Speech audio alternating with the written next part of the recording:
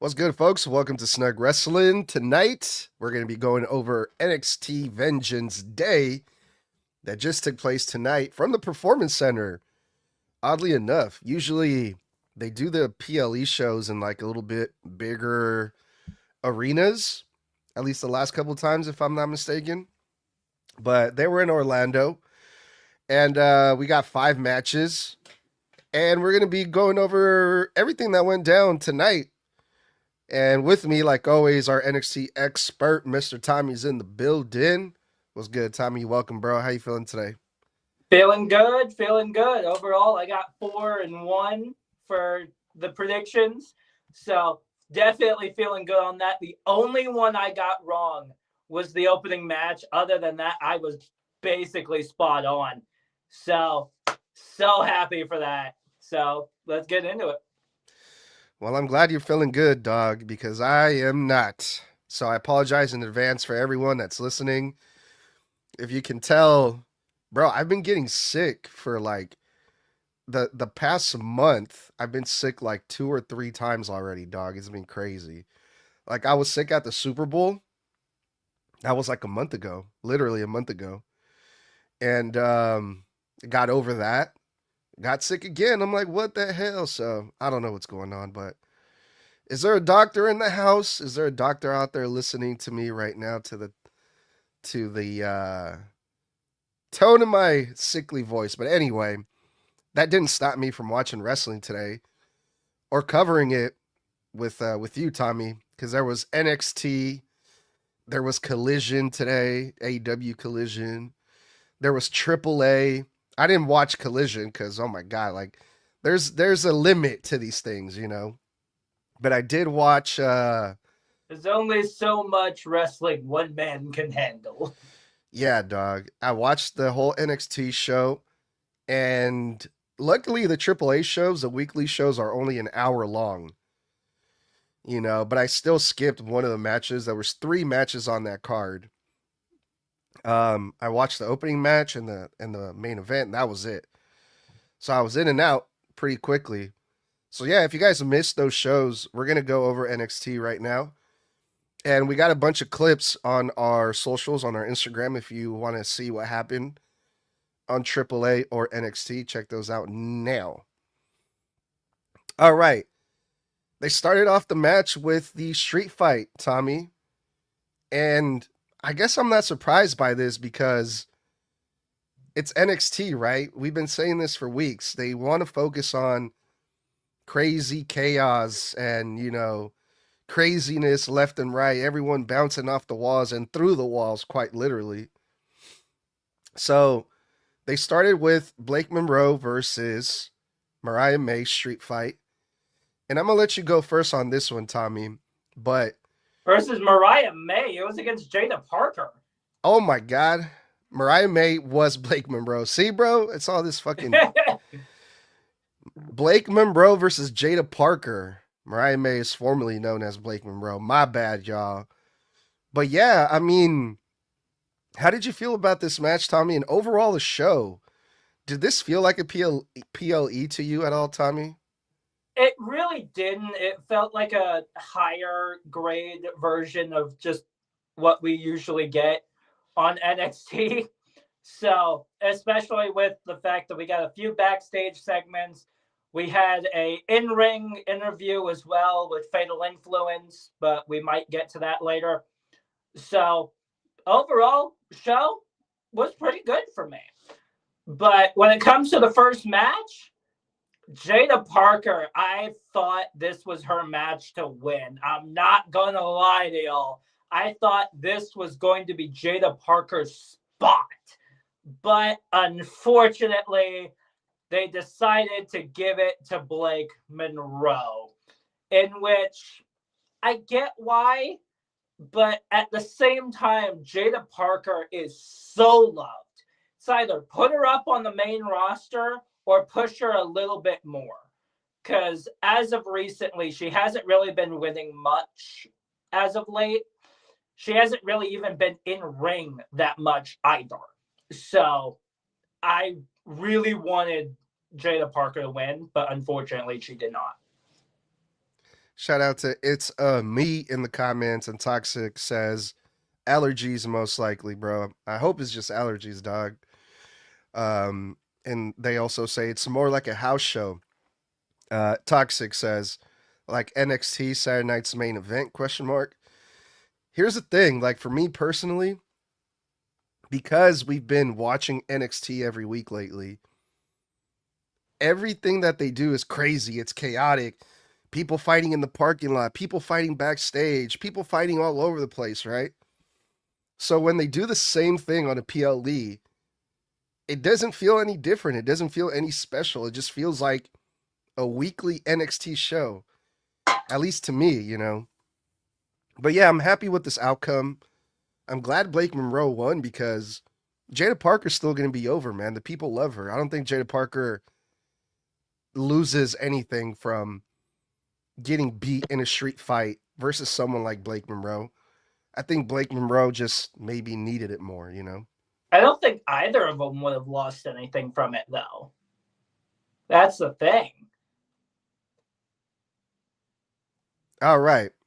Up next, speaking of crazy and chaos, Dion Lennox versus Tony D'Angelo. And at this point, I started realizing like, damn, I don't feel like I'm invested in these matches. Like I honestly did not really care about who wins this thing because it's kind of obvious the right guy to win this is Tony D'Angelo, right? Because he has the two reasons why I came back. One of them is to take out the Dark State. The other one, you'll find out sooner or later, right? But yeah, I mean, it was a one of those things. It was pretty obvious. They start fighting in the parking lot. The Dark State wait for Tony D'Angelo in the parking lot, and they start fighting there. Tony D'Angelo has a crowbar. But Tommy, did you notice that this whole thing was a pre-recorded video package? I did not notice that. Yeah, I mean, it was nicely done, perfectly shot, you know, nice camera angles, the whole thing. But as soon as they cut to the ring and they break through the wall, it was like two different cuts. You know, everything that they did in the parking lot backstage was one thing. And then as soon as these guys hit the ring, it's like, okay.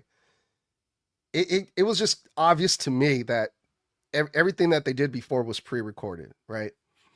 Finally, they get into the ring and they have a crazy match. Fucking Dion Lennox went through the announce table. This was a brawl. It wasn't really a wrestling match. This was more like a fight, obviously. But Tony D'Angelo win. Tommy, what did you think?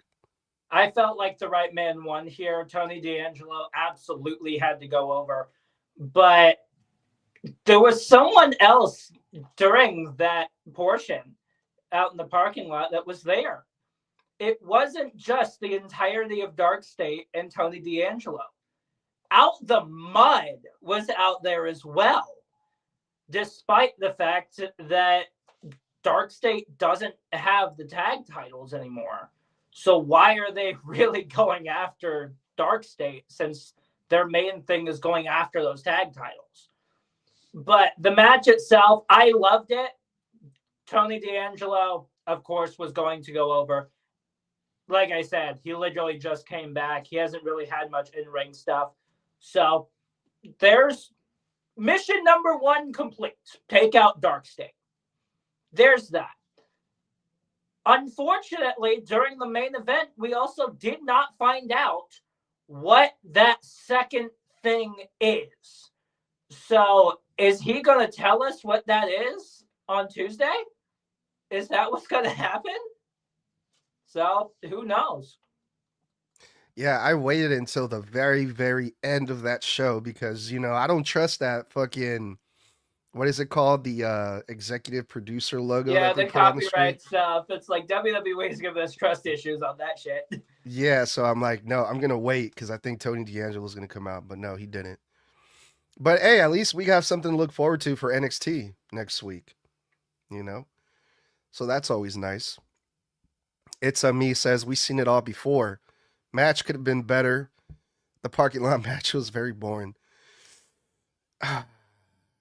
Not my favorite. Not my favorite. Because, I mean, maybe it would have been better if they shot it live. If they shot it live, it would have looked a little bit more believable to me. You know? That's But probably why they did it at the Performance Center, because of the fact that they already had that recorded. So it kind of had to be at the Performance Center, because if it wasn't, then it wouldn't line up. yeah, who knows? But yeah, so Right Guy won this match. And then from there, this is the second match of the night.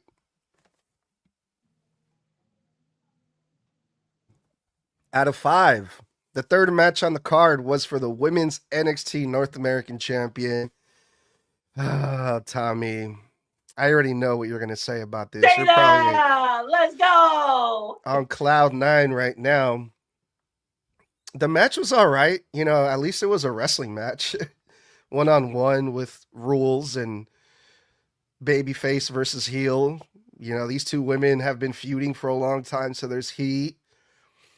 Some of the stuff was a little I got to be careful with what I say because people be coming at me on the comments about it wasn't the best match that I've seen from these two, but it wasn't bad. They had a lot of interesting stuff go down, especially at the end involving Sean Spears. You know, Sean Spears distracting Tatum Paxley, allowing Izzi Dame to take advantage, but it worked against her. Basically, Tatum Paxley defeated Izzi Dame, even with the help of the Culling, who was ringside. I didn't think that the Culling was even going to be out there.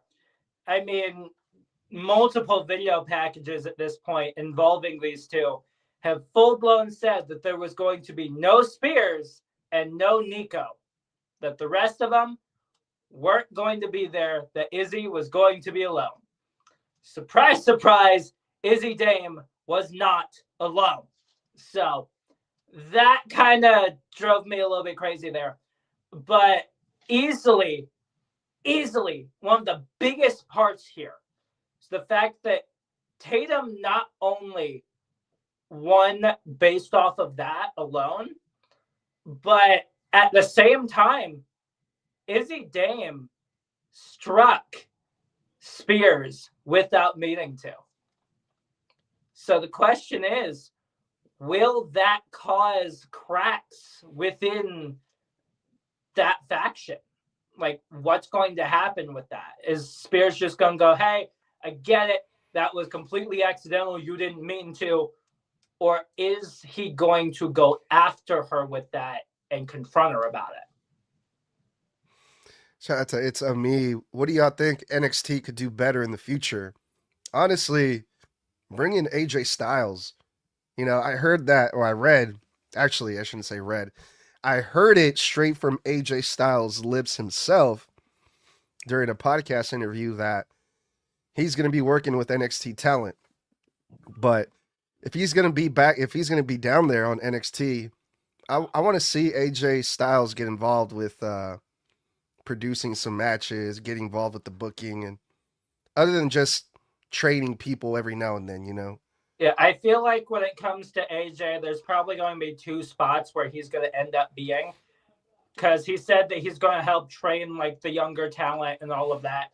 So obviously he might be on NXT, but he also might show up on LFG as well, since that's literally the entire thing is legends and future greats. So that's building up the future talents into going into NXT. So maybe he might show up there as well.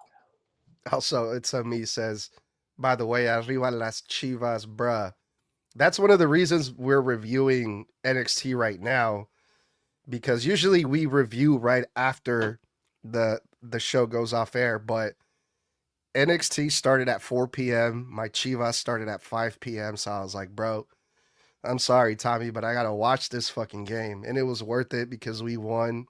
And thankfully, Tommy was cool enough to work with me tonight.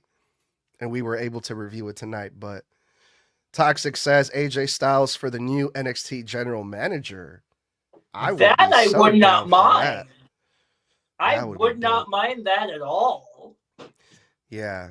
But then that would require AJ Styles to be on TV every week, and that kind of defeats the purpose of retirement, I think, right? Yeah, he did say that he retired just so he can mainly be with his family. Yeah. That was his And, problem.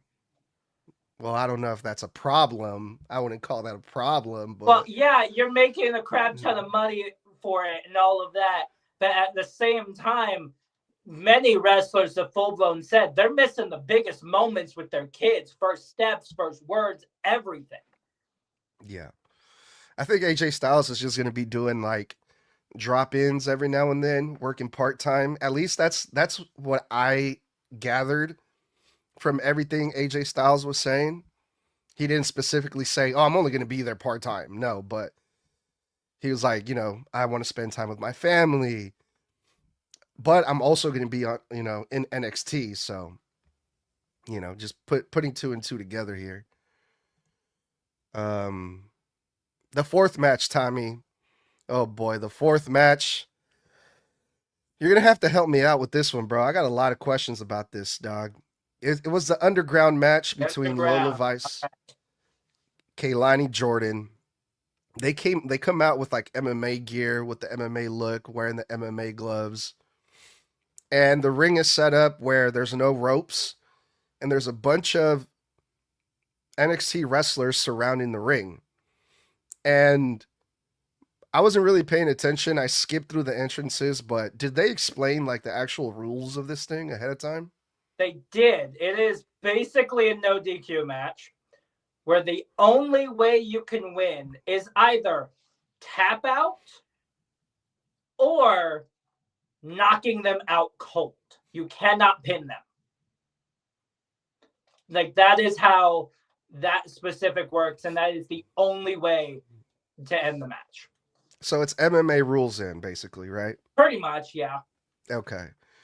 Yeah, I got that as soon as we got to the end of the match. But at first I was like, okay, maybe I shouldn't have skipped over the entrances.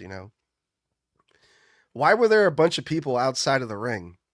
That one I have no clue. I haven't really dug into that portion. I know like the whole ropeless part is, yeah, you can't bounce off of them, all of that.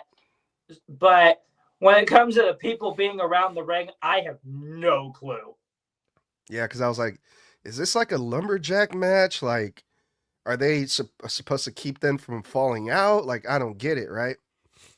Other than just for like just the presentation of it, it just looks cooler to have people standing out there, right? Because at one point during the match, they roll out of the ring and everyone just gets out of the way. And I'm just like, wait, this is supposed to be like MMA style. When do MMA fighters ever fall out of the ring? Ever? And what is the point of having those people out there then? If they're just... Anyway, the match continues. And this kind of reminded me of AEW did this too, where they tried, and I say tried for a reason, to have a shoot style MMA fight with the cage and everything on AEW TV at one point. To remind you, WWE did the same thing with Ronda Rousey, her retirement match. Yeah, I don't even remember that. They did it a couple times when Shane McMahon was around. Wasn't Shane McMahon doing this like on Monday Night Raw too? I think so, but I cannot remember exact moments. Yeah, I think they did. That was when the big guy, the big dude that was with Apollo Crews when they were doing the Nigerian gimmick. He was there. There's a bunch of people. They did it for like a month or two, I think, and then they were like, "Yeah, this isn't it. This isn't working." So it reminded me of that. It also reminded me of back in the Attitude Era, they tried to have actual boxing matches at one point too. Did you ever see that, Tommy? You talking AEW or? No, WWF. Yeah, because wasn't that with like Mike Tyson or something like that? They decided, hey, look, we're just gonna do this. Nah, dude. It was I forgot whose idea it was. I've heard this story a long time ago where they just decided it was Butterbing. I think the Oh idea yeah, came from Butterbing. yeah. They wanted to put a pro wrestler in a boxing ring with Butterbing, who's a real boxer, a It's professional like actual boxer, boxer. Yeah. heavyweight boxer with a pro wrestler who I don't even think this guy ever boxed before. I can't remember his name. Butterbing knocked him out cold in like seconds. Cause obviously, what the fuck, you know? And they did it a couple more times with actual wrestlers. I want to say at the time, maybe JBL was one of the boxers of this thing, where they did it on Monday Night Raw. They put boxing gloves on wrestlers and they started punching each other for real, like a shoot. But, obviously this wasn't a shoot that what Kelani Jordan and Lola Vice were doing, but it just, to me, I'm just like, I, I, I don't want to see this in a pro wrestling show. Like, I want to see and for the most part, they were just doing pro wrestling anyway.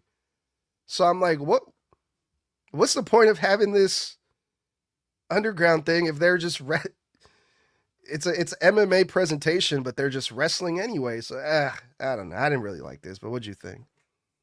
Because who started it was Lola Vice. That's why. Because they did bring up in the pre-show and right before this match as well that Lola Vice is completely undefeated in the underground. That's just how she is. She's that good at this type of match. This is her match to win constantly.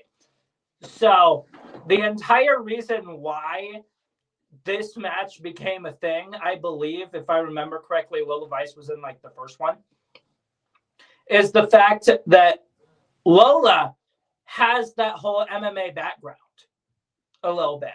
So that's probably wise. That way she can show off that. It's why at one point Lola Vice did one against Shayna Baszler. Shayna said that to Kelani Jordan, that those two have been in the underground together, and she got beat by Lola Vice, basically saying, hey, she is everything she says she is and more with this. So that's the entire reason for that. But this match, it was a foregone conclusion. Even on injury, Lola Vice was not going to lose against Kelani Jordan. Because the problem with Kelani Jordan is the fact that her entire mindset was all on, oh, my gymnastics ways will get me through. My gymnastics ways will get me to win. No, that clearly did not work. As Shayna Baszler said multiple times, that was not going to work. And it didn't. Shout out to It's Me says, I seen that match versus Bart Gunn. Yes, that's right. It was Bart Gunn, the guy that got knocked out by Butterbing. Oh man, good times. They also say, I haven't seen something like this before regarding the MMA wannabe match. Yeah, they did it in AEW. You can find it easily if you Google it. And they also did it on Monday Night Raw. I want to say, fuck, I wish Toxic or Mr. Blood were here. They would tell you the year, the day, the hour, the minute this shit happened. But it was a few years ago. It was around the time Shane McMahon was around. So, what, 15, 16? Something like that? I don't know. I know a couple years ago, I believe it was Shayna Baszler with Ronda Rousey, with the contention that if Ronda lost, she would never wrestle in WWE again. And that is how they wrote her out before, I believe, releasing her. Yeah. Speaking of believing, we all believed in Joe Hendry, and he fucking did it, man. Joe Hendry defeated Ricky Saints in the main event for the NXT Championship. And this was refreshing for me because they had a wrestling match. You know, they got the street fights out of the way and all the craziness, the MMA stuff that they were doing. These two had a one-on-one, and they were doing wrestling moves, drop kicks, and all the lovely back body drops. And the AA, Joe Hendry hit Ricky Saints with an attitude adjustment at one point. Shout out to Cena. Yeah, fix your attitude, Ricky. Here's a attitude adjustment for you for good measure. But I really like this, man. I like both of these guys. Ethan Page got involved. There were some shenanigans. Ricky Saints was asking Ethan Page, throw me the title. Ethan Page overshoots it over to Joe Hendry. Oh, what the hell? Did he do that on purpose? But it ended up working out for Joe Hendry. And this kind of leads to what's going to happen next, Tommy. Our theory that Ethan Page, I think he's got his eyes on that NXT Championship too. Yeah, there are clearly 4 people going all around this NXT title right now. One of them, we don't even know if that's his plan yet. I have a feeling like it is. So you've got, obviously, Joe Hendry, the current champion. You've got Ricky Saints, the man who literally just got beat when it comes to that NXT title. Got Ethan Page, in which I do believe that he did not just overshoot it. I think he did that on purpose just to screw Ricky Saints over. And then you've got Tony D'Angelo. I think that is the reason why he's back. I think that NXT title is that second mission, is to get that title and become the man at the head of the business of NXT. That is what I think is going to happen now. But this match, for me, it was pretty much a foregone conclusion at that point. Because there was no way this early on that Joe Hendry was losing that NXT title. There was no way. Mm-mm. So that is the main reason why we both thought that Joe Hendry would retain it. And he did. Little bit upset that Tony D'Angelo didn't come out, because it would have been great for that to be the way that we find out that's his second mission. But he didn't. We'll most likely find out on Tuesday. Yeah, line him up for good old Joe Hendry. He wants to prove he's a fighting champion. Let's see it. Now, that was quick, Tommy. We got through this pretty quickly tonight, huh? I think we did pretty good. Unless you also want to go through that in-ring interview that ended in the announcement of a fucking triple threat. Oh, great. Another triple threat. I didn't even see this. What happened? So Stone comes out, all of that. He then brings out Fatal Influence. They start talking about the NXT title. And then Zarya comes out. Just go, hey, I got myself screwed over by Sol Ruca. I want a rematch for it. Next thing you know, say her name and she appears. Sol Ruca comes out. And full-blown says, all I see in that ring are 2 souls that I'm going to snatch. So Sol Ruca comes out, cuts her promo, and Stone announces this. On Tuesday, it will be Jacy Jayne versus Zarya versus Sol Ruca for the NXT Women's title. Triple threat for that. Right after that, Fatal Influence decides, hey, look, there's only 2 of them. Let's go for it. So Zarya and Sol Ruca end up laid out, and Jacy Jayne is right behind them holding the title up. Great.